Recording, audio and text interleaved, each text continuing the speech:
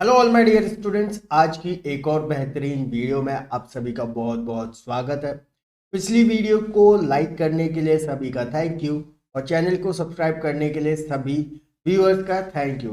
तो स्टूडेंट्स, आज के इस सेशन में हम कंप्यूटर साइंस क्लास 11 पाइथन को और आगे बढ़ाएंगे और न्यू टॉपिक्स को समझेंगे अच्छे तरीके से प्रैक्टिकली और बहुत ही अच्छे स्टडी नोट्स के साथ। ओके स्टूडेंट्स, सो अगर आप पाइथन सीखना चाहते हो तो कंप्लीट जो कोर्स है उसका लिंक आपको इस वीडियो के डिस्क्रिप्शन में मिल जाएगा और इसके साथ ही साथ हमारे चैनल पर प्लेलिस्ट है पाइथन क्लास 11 के नाम से, तो उस प्लेलिस्ट को एक्सेस कर लीजिएगा और वहां पर आपको पूरा कोर्स मिल जाएगा। स्टेप बाय स्टेप आप सारी चीजों को सीख सकते हैं और उसके साथ ही साथ प्रैक्टिस कर सकते हैं और अपने एग्जाम्स में कंप्लीट मार्क्स स्कोर कर सकते हैं। तो प्रीवियसली हमने जितना वर्क कर लिया था, आज कि इस वीडियो में हम और आगे समझेंगे। मैं डेली आपके लिए न्यू वीडियोस लेकर आता हूं, डेली आपको आगे के कॉन्सेप्ट समझाता हूं ताकि मैं आपको बिल्कुल आगे रखूं। किस लिए? लर्निंग में, ठीक है, प्रोग्रामिंग में मैं आगे रखूं आपको,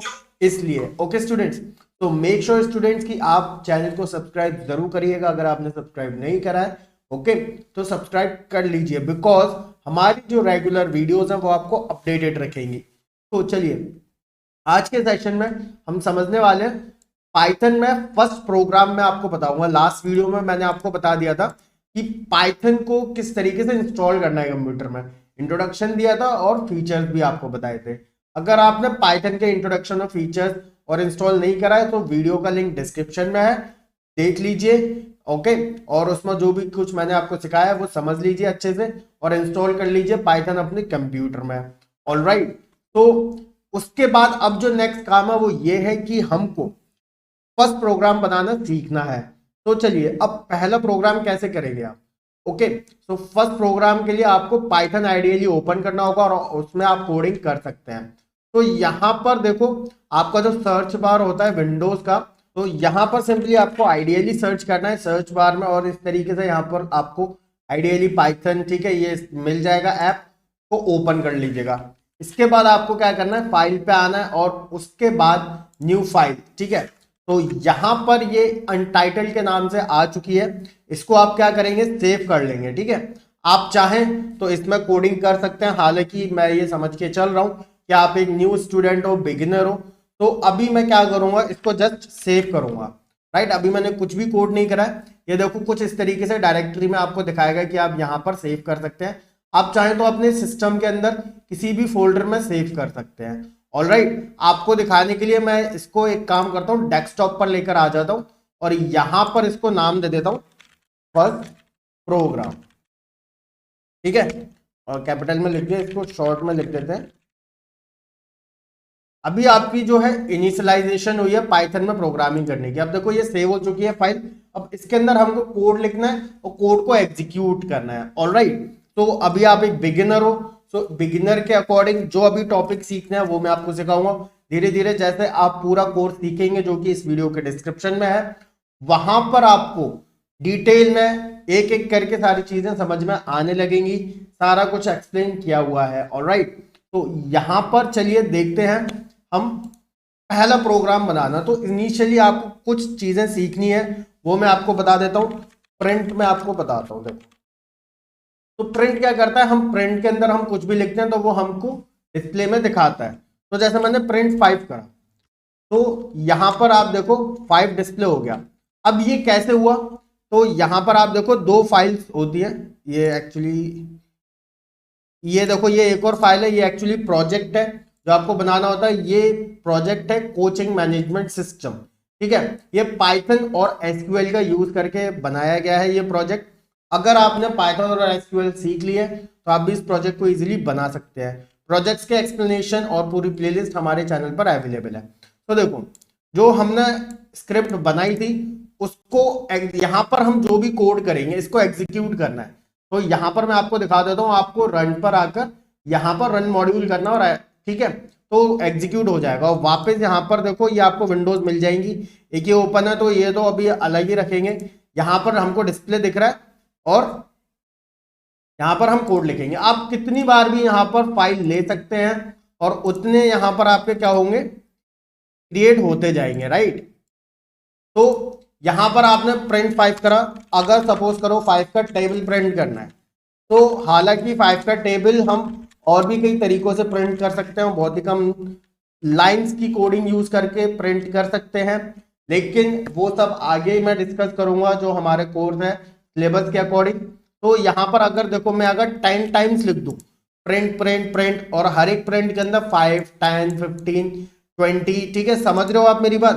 तो ये आप कर सकते हैं। अगर सपोज करो 5 का टेबल कहां तक लिखना है, मैंने आपको बोला 5 का टेबल 5 टाइम्स लिख दो बस, ठीक है। तो आप इजीली ऐसे कर सकते हैं। अगर मैं आपसे बोलता है 5 का टेबल 10 टाइम्स करो, तो आप कर सकते थे, ठीक है, जितनी बार मैंने लिखा है। अब जब जब आप अपने कोड के अंदर, स्क्रिप्ट के अंदर चेंजेस कर रहे हैं, तो आप क्या करेंगे, F5 दबाएंगे तो ये सेव करने के लिए बोलेगा, क्योंकि आपने कुछ चेंज करा है। तो ओके कर दो, और जितना भी आपने कोड करा उसका डिस्प्ले दिखेगा। ऑलराइट, तो this is a very initial and very first program, right. तो आप 5 का टेबल लिखा है आपने, 10 का टेबल आप करके देखिएगा, जो टेबल आप कर सकते हैं, राइट। इनिशियली जो मैंने लिखा था यहां पर, जैसे कि मैंने इधर लिखा प्रिंट और 5, तो प्रिंट जो है वो एक फंक्शन है। मैं यहां से 5 हटा देता हूं। प्रिंट क्या है, प्रिंट एक फंक्शन है, और इसकी फंक्शनैलिटी ये है, इसका वर्क ये है कि प्रिंट के अंदर हम जो भी कुछ रखते हैं वो हमको डिस्प्ले में दिखता है, राइट। अब मैं इधर लिखता हूं 50, और अगर मैं F5 प्रेस करूं, शॉर्ट की होती है, तो 50 हमको दिख जाएगा इधर, राइट। शॉर्ट की इधर भी लिखी हुई है run module F5, right, clear है। तो ये देखो 50 आ चुका है।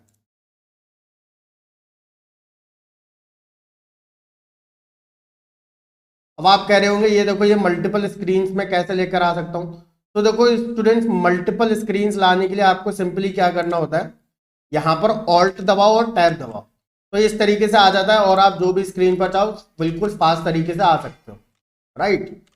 तो यहां पर प्रिंट 50 मैंने करा, सभी को आसानी से समझ में आ चुका है। तो अभी आपने प्रिंट के अंदर नंबर्स को रखा। अब इसके साथ साथ आप अल्फाबेटिकल वैल्यूज को भी रख सकते हैं, पर अल्फाबेटिकल वैल्यूज को अब रखना चाहते हैं तो उनको डबल कोट्स के अंदर रखना पड़ेगा, राइट। जैसे कि हेलो वर्ल्ड मैंने यहाँ पर लिखा, तो हेलो वर्ल्ड हमको डिस्प्ले में दिख रहा है, ऑलराइट। तो यहाँ पर आप लिख सकते हैं जैसे कि हेलो, जो भी आप वैल्यू लिखना चाहते हैं, hello my dear students, how are you today, आप आज कैसे हैं, कमेंट करके जरूर बताइएगा, ओके। तो ये आप प्रैक्टिस करिएगा, ऑलराइट, याद रखना जरूरी है। अभी ये बहुत ही आसान प्रोग्राम है, प्रिंट लिखना है, प्रिंट के अंदर आपको कुछ वैल्यूज रखनी है, ओके। सो ये आप सभी को समझ में आ गया, आप सभी ने फर्स्ट प्रोग्राम बनाकर देखा, अच्छे तरीके से कोड करना है, और ये अभी बेसिक्स है, बेसिक से मैंने आपको स्टार्ट कराया।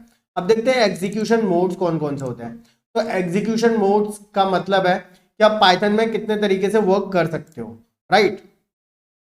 तो आप देखो, जब हम पाइथन के आईडीएलई को स्टार्ट करते हैं, ठीक है, तो यहां पर कुछ इस तरीके से हमको दिखता है। तो ये वाला जो मोड है ये इंटरेक्टिव मोड है, और जब हम फाइल पर आकर ये न्यू फाइल ले लेते हैं, राइट, जैसे कि यहां पर ये देखो, ये न्यू फाइल हमने ली थी और उसका नाम सेव किया था, ओके। तो ये जो फाइल है, ये यहां पर अगर हम वर्क करते हैं तो ये कहलाता है स्क्रिप्ट मोड। तो हमको स्क्रिप्ट मोड में वर्क करना चाहिए, क्योंकि स्क्रिप्ट मोड में हम कितना भी कोड लिख सकते हैं, और वो सारा जो कोड है हमको इजीली हम उसमें वर्क कर सकते हैं। लेकिन जो हमारा इंटरेक्टिव मोड है, इंटरेक्टिव मोड में एक एक लाइन हम लिख सकते हैं, राइट। जैसे कि मैंने ये लिखा प्रिंट 5, राइट। तो जैसे ही एक लाइन लिखा उसका डिस्प्ले हमको दिख जाता है। लेकिन यहां पर जो स्क्रिप्ट मोड है उसमें हम क्या कर सकते हैं, जितना भी बड़ा कोड हम चाहें उतने बड़े कोड को हम लिख सकते हैं, बहुत ही अच्छे अच्छे प्रोग्राम्स, एप्लीकेशन, सॉफ्टवेयर बना सकते हैं, और जब उनको एग्जीक्यूट करते हैं तो वो कंप्लीटली वर्क करता है। इंटरेक्टिव मोड सिर्फ एक इंट्रोडक्शन के लिए होता है, प्रैक्टिस के लिए होता है, और इंटरेक्टिव मोड में वर्क करना भी इतना इंपॉर्टेंट नहीं है। जो इंपॉर्टेंट है वो है स्क्रिप्ट लेकर स्क्रिप्ट बनाना, कोडिंग करना स्क्रिप्ट के अंदर, जो कि मैं आपको सिखा रहा हूं, ओके। लेकिन इंटरेक्टिव मोड सभी को पता होना चाहिए, इंटरेक्टिव मोड कब ओपन होता है। इंटरेक्टिव मोड में हम जैसे ही कोई एक लाइन लिखते हैं उसका हमको डिस्प्ले दिख जाता है और कोई डिस्प्ले आना होता है अगर, ओके। तो यहां पर इंटरेक्टिव मोड सभी को समझ में आ गया और स्क्रिप्ट मोड सभी को समझ में आ चुका है, ऑलराइट। और इसके साथ ही साथ यहां पर कैरेक्टर सेट सभी को समझना जरूरी है। कैरेक्टर सेट का मतलब क्या होता है? कैरेक्टर सेट मतलब कि प्रोग्रामिंग लैंग्वेज में कौन कौन से कैरेक्टर्स हैं जो कि वैलिड है, जिनको हम यूज कर सकते हैं, ऑलराइट। तो वो कहलाता है उस प्रोग्रामिंग लैंग्वेज का कैरेक्टर सेट। तो पाइथन का कैरेक्टर सेट क्या है?